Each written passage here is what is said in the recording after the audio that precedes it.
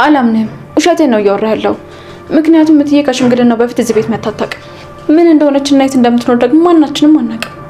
እሺ እና ሚስቴ እያልክ ስታስመስል የነበረው ውሸትህን ነው ማለት ነው? እኔን እንደዛ እያሰቃየኝ ነበርኩ። መልስልኝ እንጂ ዝም አትበለኝ። አዱኒ አንቺን ይቀርብሽ የለ እና ቢቀርበኝስ? ቆይ ስልኩ ምን ልታደርግበት ፈልገህ ነው? አይዞሽ፣ ያንቺን ስም ተጠቅሜ በሱ ስልክ ወንጀል ልሰራበት አይደለም። ቤሉል ተረጋጋ። ምን ነው እንዴ? ቤሉል አረሳለ ቤሉል አረ ቤሉል ተረጋጋ። ስልክ ውስጥ ምን አይተህ ነው? ምን ወደ ላይ ሂጂ፣ ከመሲ ጋር ማውራት አለብን። እንዴ ቆይ ሳላቅ አጠፋው እንዴ? ምንም አላጠፋሽም፣ ግን እባክሽ ቶሎ በይና ሂጂ፣ ከሷ ጋር ማውራት አለብን። እንዴት ናት? የት ናት? እባክሽን አንዴ እንኳን አሳይ። ጭራሽ እንዳሳይሽም ትፈልጊያለሽ? በጣም ደፋር ነሽ እውነት። ቆይ እኔ ካስቀየምኩሽ እኔ ነው እንጂ እሷን መጉዳት ምን አመጣው? ሲጀመር አንቺ ለማውራት ሰው ተመርጫለሽ እንዴ? ቆይ በዚህ እድሜሽ ተንኮል ምን ይሰራልሻል?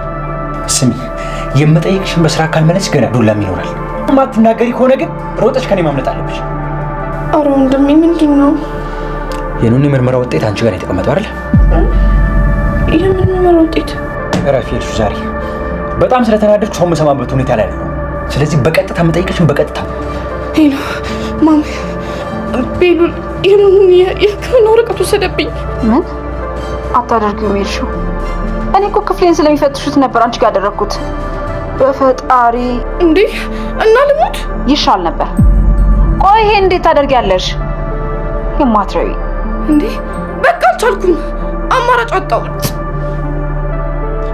ምን ነው? ምን ተፈጠረ? ችግር አለ እንዴ?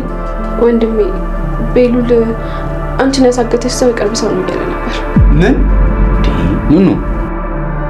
አዶናይ ለኑኑ እንግዲህ ሁሉንም ነገር ነግሯታል ማለት ነው። ለምን እንደዚህ እያደረገ እንደነበርና ያደረገበትን ምክንያት በጠቅላላ ነግሯታል ማለት ነው። ለጊዜው ብትናደድበትና ያንን ሁሉ ነገር ራሱ እሷ ላይ እያደረገ እንደነበረ ብታስታውስና ወይም ብትናደድም ግን ለምን እንዳደረገ አሳማኝ ምክንያት ስለነገራት እንግዲህ አምና ተቀብላለች ማለት ነው።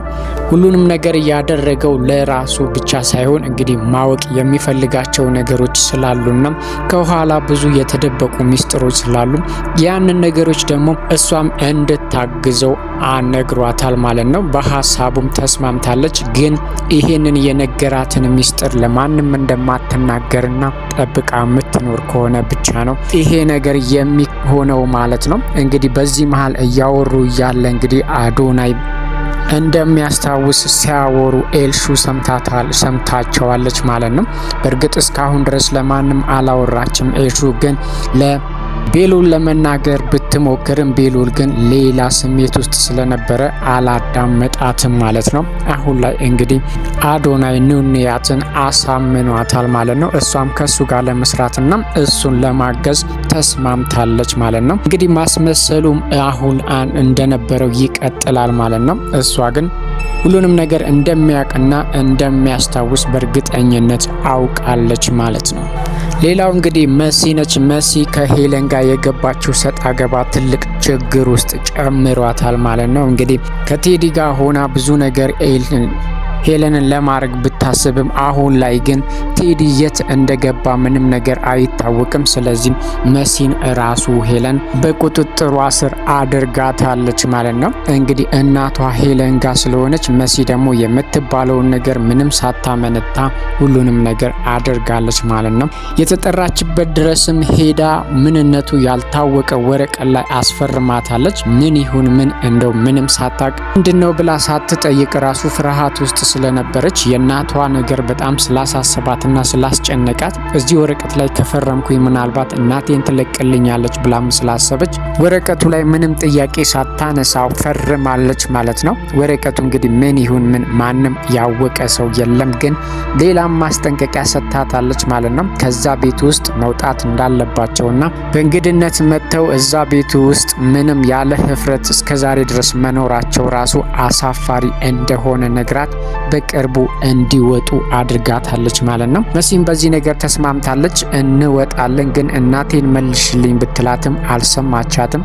ሌላም እዛ ቤት መውጣት ብቻ ሳይሆን እንግዲህ ቤሉል ለነሱ ቤት ኪራይንም ሆነ ወይ ቤት ቢፈልግላቸው ራሱ እሺ ብለው እንዳይቀበሉም አስጠንቅቃ ነው የለቀቀቻት ማለት ነው። እንግዲህ መሲ በተቻላት መጠር እናቷን እንድትለቅላት እግሯ ስር ወድቃ ብትለምናት ራሱ ያ ሁሉ ጉራና ያ ሁሉ ትቢት እግሬ ስር ለመገኘተው ነው ብላ ገፍትራትና አበሳጭታት ሄዳለች ማለት ነው።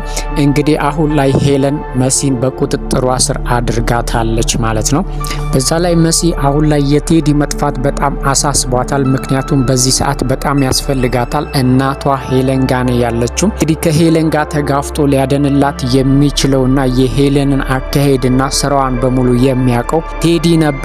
ቴዲ ግን እስካሁን ድረስ ራሱ የት እንደገባ አይታወቅም። ምናልባት እንግዲህ ቴዲንም ሄለን የሆነ ነገር አድርጋው ሊሆን ይችላል እንጂ እስካሁን ድረስ ስልክ ሲደወልለትም አያነሳም። ይባስ ብሎ እንደውም ስልኩ ከነመጨረሻውም እየሰራ አይደለም። ይሄ ነገር በጣም መሲን አሳስቧታል ማለት ነው። እንግዲህ ሄለንም እያሾፈችባት ነበረ ማለት ነው። እንግዲህ ያገባሽው ወይም ደግሞ ያጨሽው ባል ምንም ሊያደርግልሽ አይችልም ወይ ብላም እያሾፈችባት ነበረ ማለት ነው። ቴዲ የሆነ ነገር ካላጋጠመው በስተቀረ እንግዲህ የሆነ ከበድ ያለ ችግር ካላጋጠመው በስተቀር የዚህን አካል ሊጠፋ አይችልም። እንግዲህ መሲም ይሄ ነገር በጣም አሳስቧታል። እንግዲህ ምንም ማድረግ አልቻለችም ማለት ነው።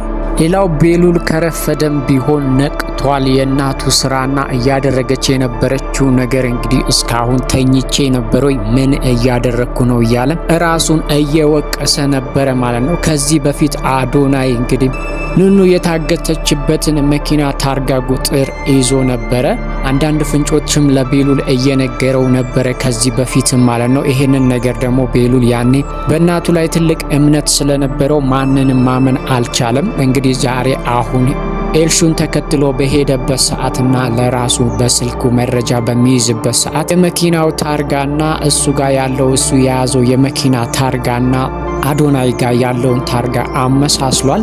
የአዶናይንም ስልክ በኑኑ በኩል እንዲመጣለት ካደረገ በኋላ እዛ ውስጥ ያለውን ታርጋና እሱ ጋር ያለው ታርጋ አንድ አይነት ስለሆነ ቤሉል የሚይዝና የሚጨብጠውን አጥቷል ማለት ነው። እስከ ዛሬ ድረስ እንግዲህ ሄለን በእነሱ ስትጫወትባቸውና እስራቸው ሆና መከራቸውን ስታሳያቸው እንደነበረ ገብቶታል። ከረፈደም ቢሆን ኑኑንም የታገተችበት ሁኔታ ምን እንደነበረ ሲጠይቃት ሁሉም ነገር የሚያመለክተው እንግዲህ ወደ ሄለን ሆኖ ተገኝቷል።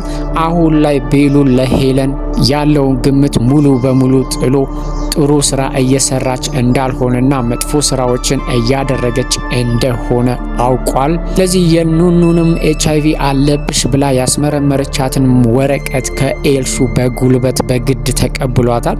ኤልሹም እንግዲህ አይኑን እያየች ዋሽተዋለች። እሱም ውሸቷን እንደምትናገርና እያስመሰለች እንደሆነም ስለገባው በግድ ተቀብሏታል ማለት ነው። ምክንያቱም ተከትሏት ሄዷል። እናቷንም እንደምታገኝ ሲጠይቃት አይኑን እያየች በፍጹም አግኝቻትም አላውቅም ብለዋለች ማለት ነው። ስለዚህም ሄለን እና ኤልሹ አሁን ላይ አብረው እንደሆኑ ግልጽ ሆኖለታል። ስለዚህ መረጃዋን ከሷ ወስዷል። በጉልበትም ቢሆን በፍርሃት ውስጥ ሆና ሰጥታዋለች። ምክንያቱም በቀላሉ ሊለቃት እንደማይችል ገብቷታል። ይህንንም ለእናትየዋ እንግዲህ ወዲያው ደውላ ስትናገር እናትየዋን ብትሞቺ ይሻልሽ ነበር ያንን ከሚወስድብሽ ብላ አስደንግጣታለች ማለት ነው። እንግዲህ በመሃል ቤት ኤልሹ ወጥመድ ውስጥ ወይም ደግሞ ጭንቀት ውስጥ ገብታለች ማለት ነው። ቤሉል ለሷ ያላት አስተሳሰብ እንግዲህ ተቀይሯል። አንቺ እንዴት አይኔን እያየሽ ትዋሽኛለሽ ብሏትም በጣም እየተቆጣትም ነው። አኳሁኑ ሁሉ እያስፈራት ነበረ ማለት ነው። አሁን ላይ እንግዲህ ኑኑን ያገታት ከዚህ ቤት ውስጥ እንደሆነ ፍንጭ እየተነገረ ነው ያለው። ቤሉል ሙሉ በሙሉ እሷ ነች ብሎ ለማለት እንግዲህ መረጃዎችን ማጣራት እንዳለበትና እርግጠኛ መሆን እንዳለበት ስለገባው ብቻ ከዚህ ቤት ውስጥ ነው። ይሄንን ነገር ሳላጣራ ግን እከሌ ብዬ መናገር አልችልም ብሎ ለኑኑም ነግሯታል። መሲም ሆነ እንግዲህ መኩም ቢሆን አውቋል። መኩ ግን አሁን ላይ አዶናይን ካልነገርከን ቤሉልን ማንነቱን ካልነገርከን እያለ ቢያጣድፈውም አሁን መቸኮል የለብንም ብሎ እንዲረጋጋ አድርጎታል ማለት ነው። ሌላው የእናታቸው ጉዳይ አሳሳቢ ደረጃ ላይ ስለደረሰ እንግዲህ ወደ ፖሊስ ጣቢያም ሄደው ለማመልከት እያሰቡ ነው ያሉት። ሁሉንም ነገር መሲ ታውቃለች፣ እናቷ የት እንዳለች ታውቃለች መናገር ሲኖርባት፣ እሷ ግን ልትናገር አልቻለችም። እንግዲህ ሄለን ያለቻትን ነገር በሙሉ በስርዓት እያደረገች ነው። ስለኔ ምንም ነገር ትንፍሽ ብትይ ያበቃልሻል ብላ ያስጠነቀቀቻትንም ተግባራዊ እያደረገች ነው ያለችው። አሁን ላይ እንግዲህ አይንዬ ምንሃል ወይም ደግሞ የት እንዳለች ወይም የት እንዳስቀመጠቻት ባናቅም በትክክል ሄለን ጋር እንዳለች ነው እየተሰማን ያለ ነው። በዚህም የተነሳ ነው መሲን በእናቷ የተነሳ ነው እንደፈለጋት እያደረገቻት ያለችው ማለት ነው። ቤሉል እናቱ ትክክለኛ ወንጀለኛ እንደሆነች ይባስም ብሎ እንደውም የልጆችን እየወሰደች እንደምትሸጥና ከፍተኛ ወንጀል እንደምትሰራ ሲያቅ ምን ሊል እንደሚችል ባናቅም አሁን ግን እናቱ ስለምታደርገውና እያደረገች ስላለችው ነገር ለማወቅ ደፋ ቀና እያለ ነው ያለው። ስለዚህ ያንም ለኑኑ በውሸት የተሰራውን እንግዲህ ሰነድ አንብቦ ስልክም ደውሎ ነበር። ቦታው ድረስ ሄዶ ማጣራት እንዳለበት ተሰምቶታል። ምናልባትም ያ ወረቀት ወደ ብዙ ነገር ሊመራቸው ይችላል። ምክንያቱም ለምን ተሰራ፣ እንዴት ተሰራ የሚለው ራሱን የቻለ ጥያቄ ነው ማለት ነው። ቤሉልም ያንን ወረቀት ይዞ እንግዲህ ርቀት ለመጓዝ ያሰበ ነው የሚመስለው። እናትየዋም እንግዲህ ወረቀቱ እሱ ጋር እንደሆነ ስታቅ በጣም ተጨንቃለች። የሚመጣባትን ነገር ስለምታቅ ኤልሹ ላይም ጮሃበታለች። ኤልሹ ግን ምንም ማድረግ አልችልም፣ እሱ ሁሉንም ነገር ከሷ ጋር ግንኙነት እንዳላት ስላወቀ በጸባይ ሳይሆን በጉልበት ነበር እያደረገው ያለው። ኤልሹ የተቻላትን አሃል ለመደበቅ እና አላውቅም ለማለት ሞክራ ነበር። እሱ ግን በጣም ተናዶና እያየውና እየሰማ ያለው ነገር በጣም አስጨንቆት ስለነበረ በዛ ሰዓት እሱን እምቢ ማለት ራስን ትልቅ ችግር ውስጥ መጨመር እንደሆነ ስለገባት ሁሉንም ነገር አውጋልጣ ሰጥታዋለች ማለት ነው። እስከዛሬ ድረስ እንግዲህ ቤሉልም ተኝቶና ምን በስሩ እየተካሄደ እንደሆነ አለመገንዘቡ በጣም አበሳጭቶታል ማለት ነው።